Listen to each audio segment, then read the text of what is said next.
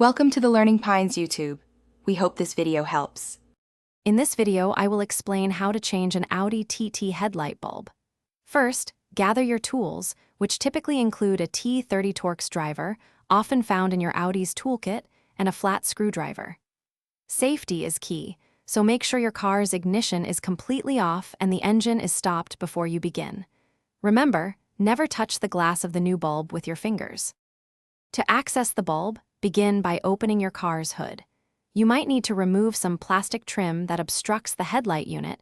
These are usually held by clips. Next, locate the 3 screws that secure the headlight in place. You'll need to loosen the 2 outer screws by about 5 turns and completely remove the center screw.